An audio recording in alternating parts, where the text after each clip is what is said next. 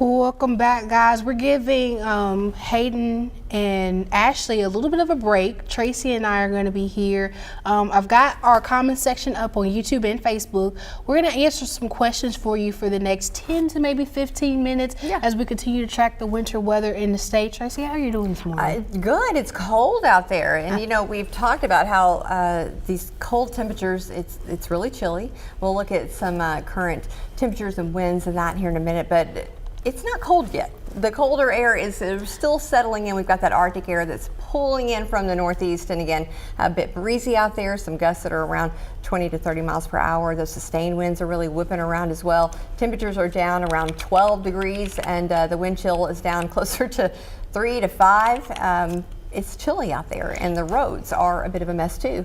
Last night we had some snow roll through, and that was nice. And so we woke up anywhere from 3 to 6 inches around central Arkansas.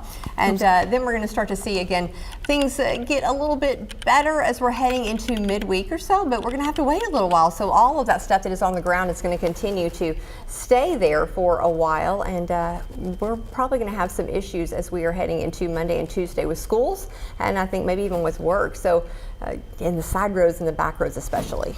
Yeah, I do see a few people in our Facebook comments just kind of mentioned that we had some power outages. I was scooting over to pull up that map. She said move. That's what she said. No, that's not what I meant. Just, you know, taking a check in on that. If we can actually bring Storm Track 11 full to just see some of the power outages now. The person I saw in our Facebook comments, they're out of Grant County. We do have a few people out in Grant County right now, but really seeing more of those power outages across western and southwestern Arkansas, Polk County, that is in our coverage area. We have about 128 people out there. Yeah, just to the south there we have see over 2,000, and yeah, look at that. And that part of the state is where we've been seeing more of that freezing rain to sleet, if you will. Something I guess we can talk a little bit more about is just we'll take back Max 1 full in the meantime while I kind of explain this. We talked a little bit over the stream about, the show earlier, even though everybody is below freezing right now, what's happening in the upper atmosphere is making the difference right now with the snow versus the sleet versus the freezing rain.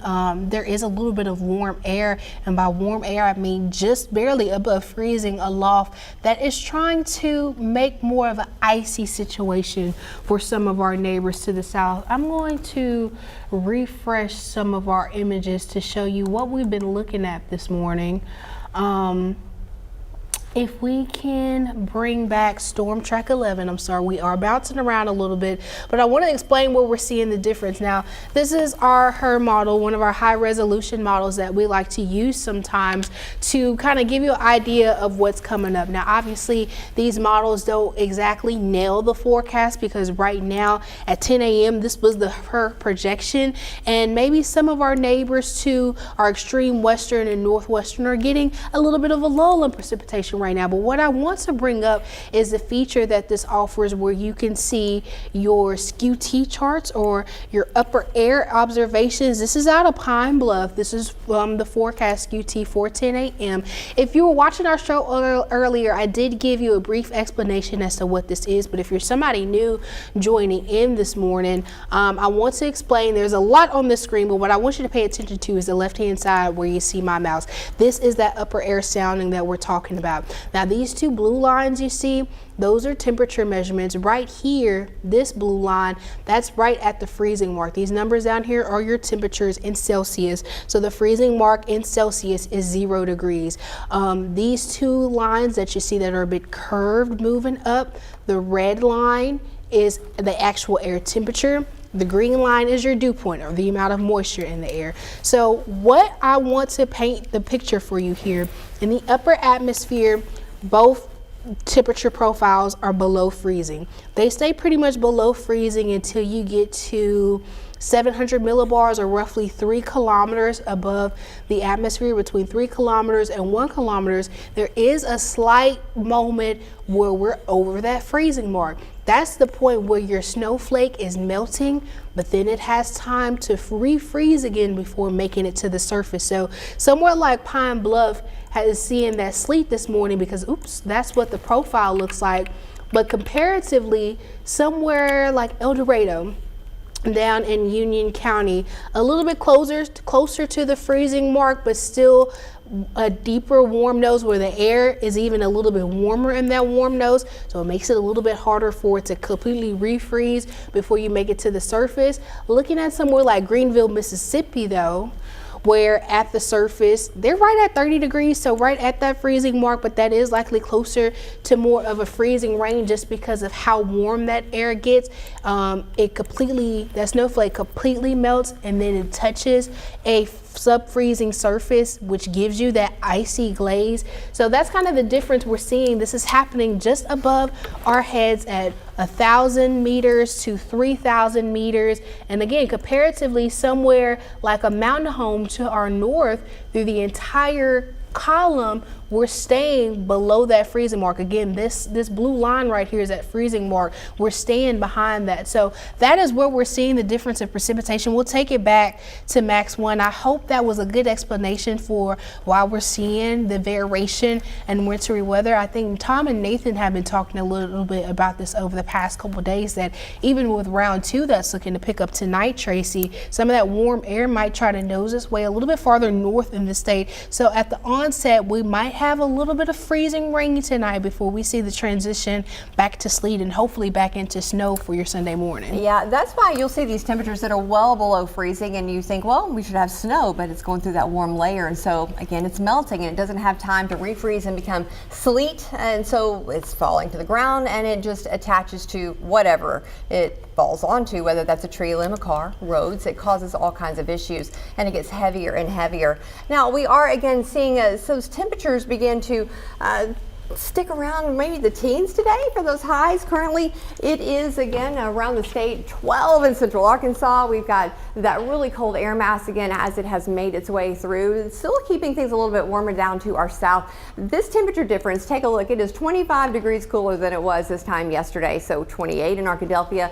Definitely seeing that cold air come in from the northeast there as we are heading into, again, the day. We're going to continue to see these winds. They're going to kick around, some gusts of 20 to 25, maybe even 30. They're still coming from that northeast. So again, very, very cold. This seems to kind of be the area we're seeing those biggest gusty areas. So talking about today, I'm going to show you 2 different hour by hours. I love this map. I love it because, or this graphic, because it shows to me kind of a nutshell of things. Now looking at our temperatures today, hour by hour, it also shows us what it will feel like for the wind chill, and then it also shows us what weather we could expect timing wise. So again, a bit of sleet as we're heading into, again, around the noon hour, but then we may see a little brief area of that freezing rain. Now get a little break again, so you can see it's going to be one of those days where it's going to be a little on and off, and so that freezing rain time is again when we're going to have to make sure we're staying extra cautious there.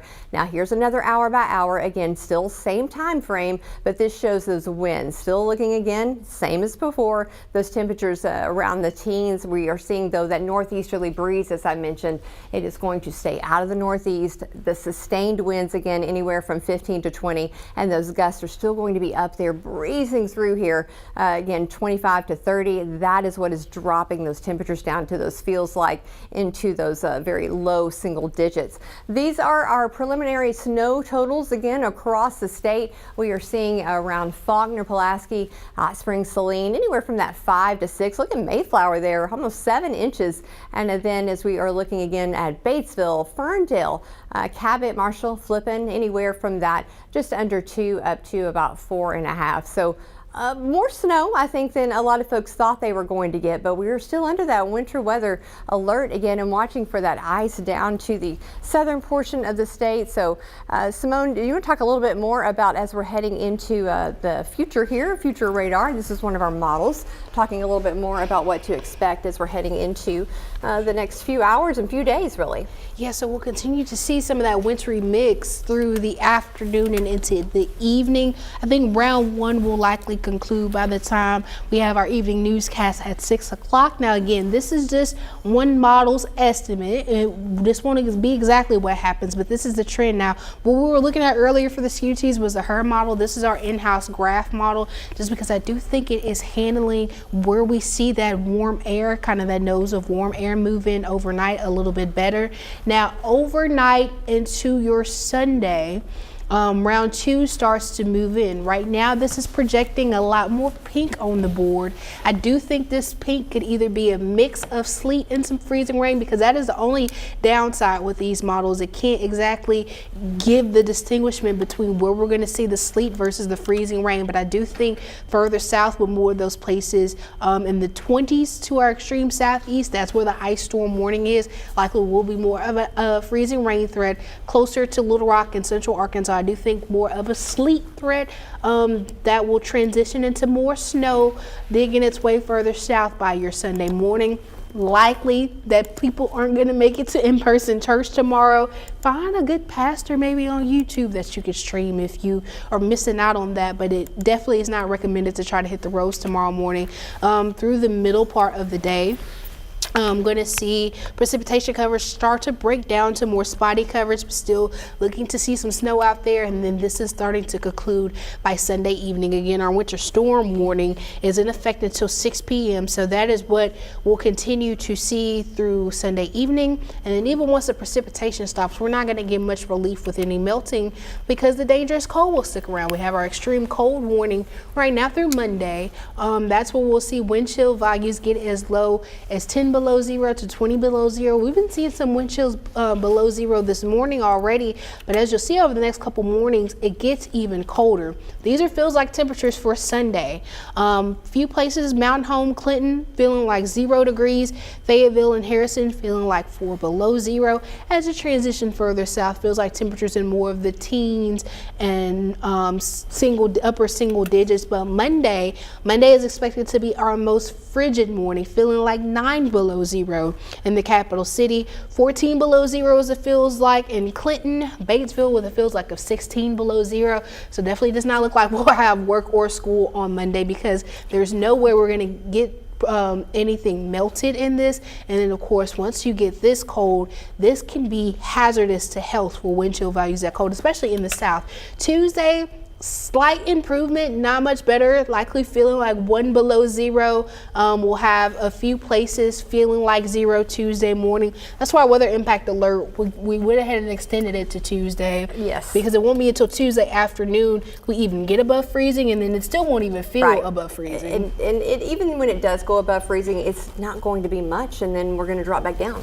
again at night. So then once we get to the second half of next week, when we try to send people back to school, we got to deal with black ice in the morning. Right, and those back roads and those buses are always something that we take into account. You know, you think the town, you go out and you're about and you're like, it's fine out there, but there's so many buses, especially areas like Pulaski County. That district is so large that safety has to come first for sure. And I will tell you, my daughter Addison, who's 11, she is apparently a meteorologist just by association. And so all of her friends have been asking her if we were going to have school on Monday or Tuesday. Were they going to get out early Friday? You know, I'm not the one to make that call, but I would not be surprised if there are several days that they're out next week. Yeah. This reminds me of, I feel like it was January of 2018 maybe, my first year in college. We ended up with a whole week out of school because it was the week of MLK Day, so we were already out that Monday for the holiday, but we had an ice storm move through, and really the ice makes it harder than the snow would. And if we had a long stretch like this where temperatures were so cold it didn't have time for things to melt.